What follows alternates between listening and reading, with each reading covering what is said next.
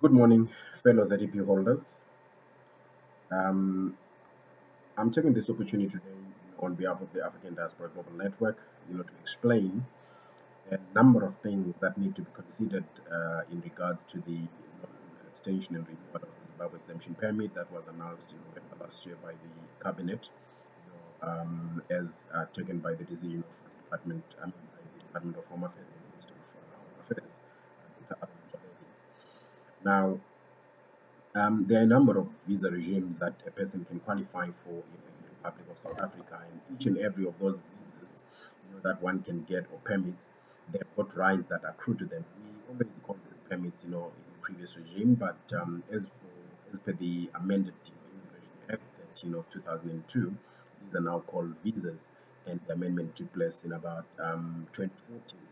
Now, having said that, I've got the act here just next to me, and I will be referring to a few sections of that particular act, so that we may explain what exactly are these particular rights and requirements that are associated with these particular visas.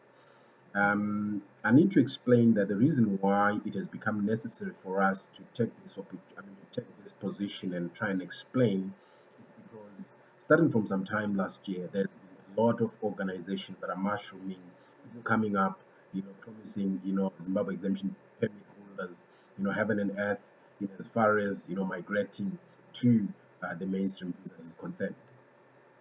Now, the Department of Home Affairs has also sent a second, letter to the ZDP holders, asking them to make applications for either waivers or mainstream visas. Now, we have also seen messages where people were told that if they have not applied by, some time, then they will be ejected. And we've also seen some messages again that are circulating and claiming that the Zimbabwe exemption permit holders are not going to be deported anymore. A lot of this information, unfortunately, it's incorrect and untrue, and therefore we need to take a position to clarify exactly what is the position and what is the true standing as far as this is concerned. 31 December 2022 is still as announced by the minister. I will not seek to try and explain much deeper the decision, in that we all know what the decision is, and we know that the decision must have come in. Obviously, it was influenced, I think, by the right-wing extremists, that are fighting, migrants in South Africa, that don't want migrants to continue in South Africa, and particularly migrants from Zimbabwe that have become quite unpopular in South Africa. Now, I think what we see happening is that yes, there are groups of people that have been trying to pursue the route of negotiating, but some other people, ourselves included, we have always thought that negotiations would not work, because the decision was taken. In our view, it was a political decision taken to try and save the current government ruling party from a lot of sentiments that come from the right-wing extremists that are complaining that there is a lot of unemployment, and the unemployment is as a result of too many migrants that are being employed, particularly migrants. Now, we therefore don't think that the government can overturn its own decision, especially after having taken these negotiations, because remember, at any other stage, when this decision had to be taken to extend or renew these exemption permits, discussions would take place, negotiations would take place. So I don't foresee negotiations actually forcing the government to change that decision, but I foresee probably a court judgment being able to do that. And a court judgment can be able to change that on a number of issues. One, on the humanitarian basis, that is it humane? Does it not infringe on the human dignity of the ZTP holders, especially after having continued to reside in South Africa for such an elongated period of time? But that on its own may not be sufficient, because obviously it should not just elongate a period of time that should help you to do that. But that, with the interpretation of statutes, might actually help, in the sense that you are ordinarily resident in a country, and as a result, you have acquired the necessary rights to be treated as a permanent resident. So we believe that a sufficient, a cogent argument in that particular regard could actually, in a court of law. But further to that, we have got practices that are also being done in other countries as regards people that have seemed to work in those countries for a longer period of time. For example, we see that happening in the EU, and not for people coming from within the EU, but from third-party countries. And as a result, we think that the same could actually take place in this particular regard. So the issue of human dignity becomes very, very important, and the issue of the rights that these people that have stayed in the country, what rights have they now acquired, and the legitimate expectation, especially after such a period of time. And of course, also the fact that some of these people that were or are on ZEP were people that were ordinarily asylum seekers who had to lose or put away their documents for asylum, because the government invited them to discard them for the exemption permits. And these exemption, the asylum documents, and refugee documents are a special regime, of visas, and that allow a person to ultimately, acquire permanent residence and citizenship. Now, removing people from that particular area means, one, you're jeopardizing, you're putting their lives back in the danger if the danger is not really being removed from their country of origin, which we think is the case with Zimbabwe. And therefore, these people are need to be treated specially. So how will the government, then treat those people, because they form part of the 170 something thousand people that have that are under this Zimbabwe exemption permit. Now, having said that, now let us look at the visa regimes that we have. The visa regimes that we have basically are visas that start from about, I think, Section 13 to Section 22 of the Immigration Act. Now, I think if we look very closely at the visitors, visa, the temporary visitors visa that is explained in Section 10 of the Immigration Act, it then gives you that there is a transit visa, that is 10B, and then a visit as contemplated in terms of Section 11 is just an ordinary temporary visitors visa. And then Section 13 will start talking about the study visa, and you also look at Section 14, conducting activities in public on of an international agreement, and then investment 15 up to 23, applying for asylum as contemplated in Section 23. Then you will move to the permanent residence. Now, the temporary, the work visas, as you will see, you've got Section 16, which talks of working as a crew member of a conveyance in the Republic. And then you've got Section 15, which talks of establishing or investing in a business as contemplated Section 15. Now, I want us to particularly look at working as contemplated in Section 19 or 21. These are the work visas. These are the visas that a lot of people that are here obviously are looking at. We're not going to talk about business, because the nature of investment or size of investment that's required for a business visa, definitely very few people can afford to look at that, because I think the current cap is about 5 million that is required so that you can say you are an investor. And then a work visa, there is a general work visa that is subsection 2 of Section 19. A general work visa may be issued to a foreigner not falling within a category contemplated in subsection 4 and who complies with the prescribed requirements. The important thing is the prescribed requirements. Subject to any prescribed requirements, a critical skills work visa may be issued. Now I want you to pay particular attention to that. Now, the general visa has been replaced by a critical skills visa. That is what exactly subsection 4 is. That's a subject to any prescribed requirements.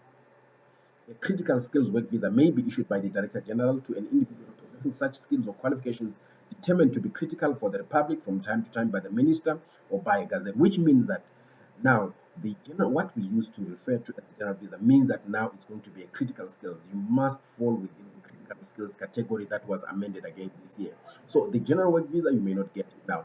The critical skills visa, the general work visa, remember, you would have to be given a visa if the company showed that they have advertised that job and they've not been able to fill it with people that are citizens, and now they then go and apply to the Department of Labor, which will then give a certificate of clearance to show that the advertisement has been done and nobody has been found suitable to fill in the post, and therefore a person has got to be taken from outside.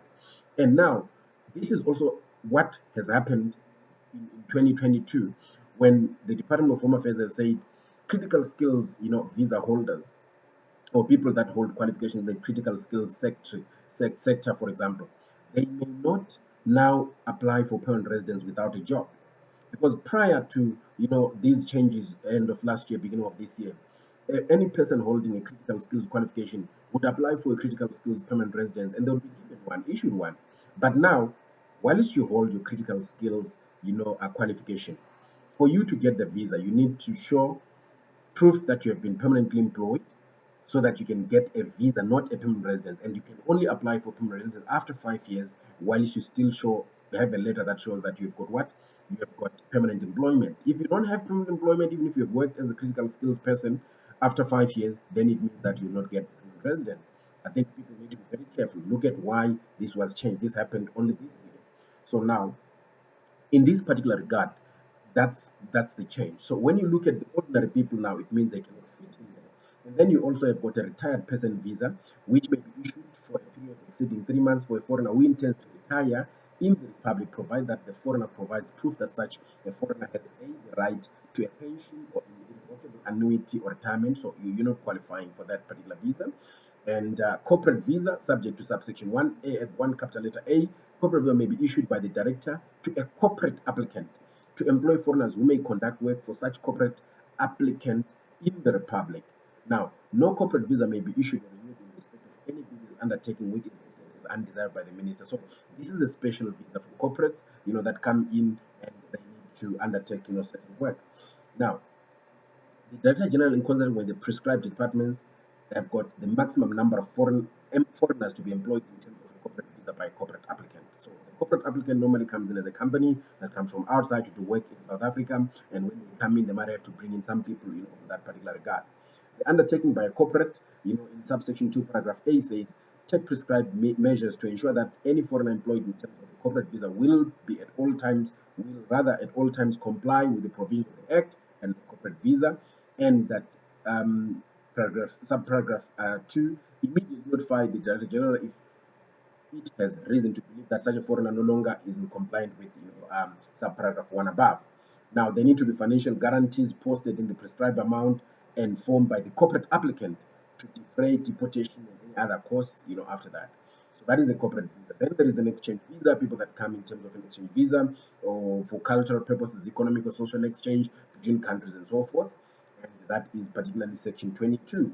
And then section 23, we have got the asylum, transit visa. Now, and now our need is then section 25 is going to talk about permanent residence because section 24 has been removed.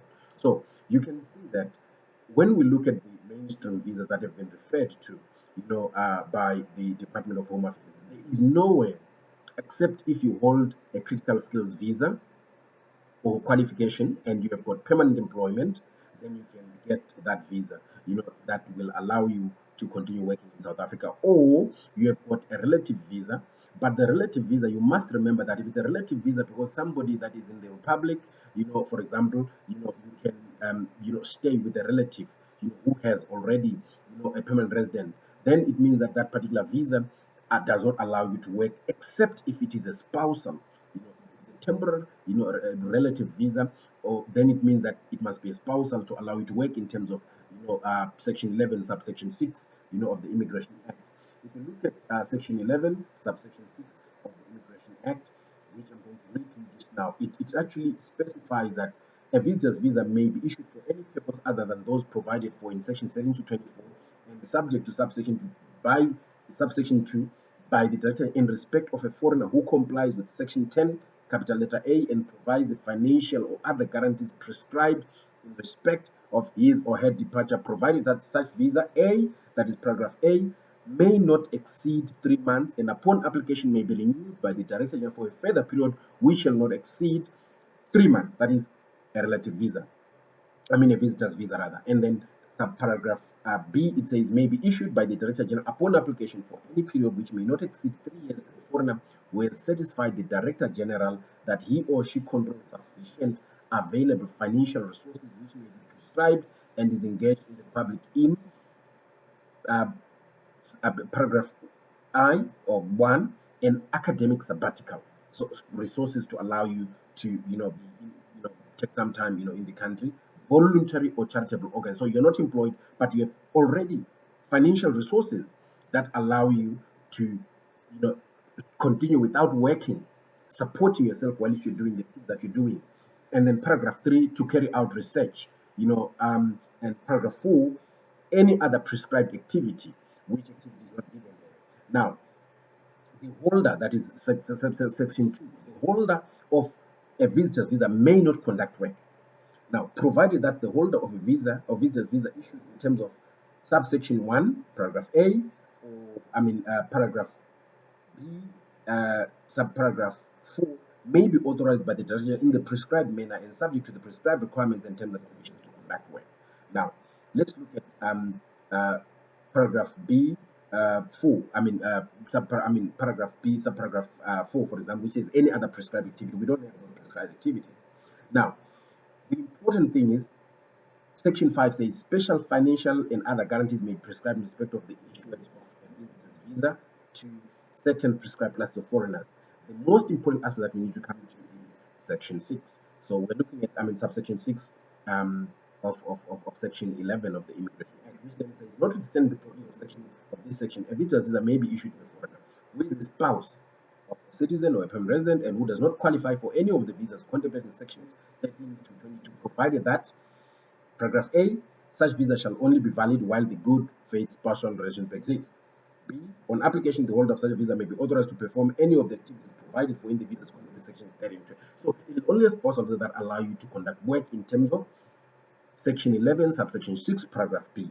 While on application, it's not automatic, you've got to apply.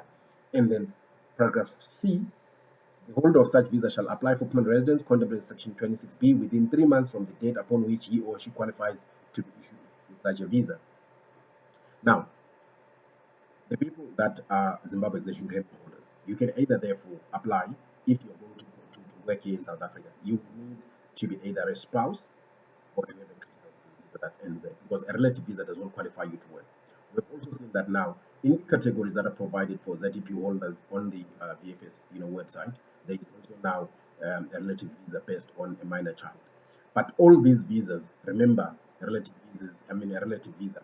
I'm just going to quickly try and go to the relative visa now so that we can explain what a relative visa is in terms of the Act. It's Section 18 of the Immigration Act. A relative visa may be issued for the prescribed period by the director to a foreigner who is a member of the immediate family of a citizen or a permanent resident, provided that such citizen or permanent resident provides the prescribed financial assurance. Now, that financial assurance means they will support you. The holder of a relative visa may not conduct work. Now, a lot of these, agencies that are coming up and sprouting are promising people that, with a relative visa you can work, or with a visa that says that you're conducting voluntary work, you can work. And those are all untrue. There's no purpose, because this visa is not going to allow you to do that. So they are just collecting money. They are using the desperate situation of the Zimbabwe exemption permit holders, in my view, to extort money from them in the guise that they are assisting them, because the Zimbabwe exemption permit holders are desperate. These visas were issued to people that did not have the requirements to qualify for any visa, because if they had the requirements to qualify for any visas, they would have applied at that particular stage, but they did not have the requirements, and that's why the exemption permits were then given.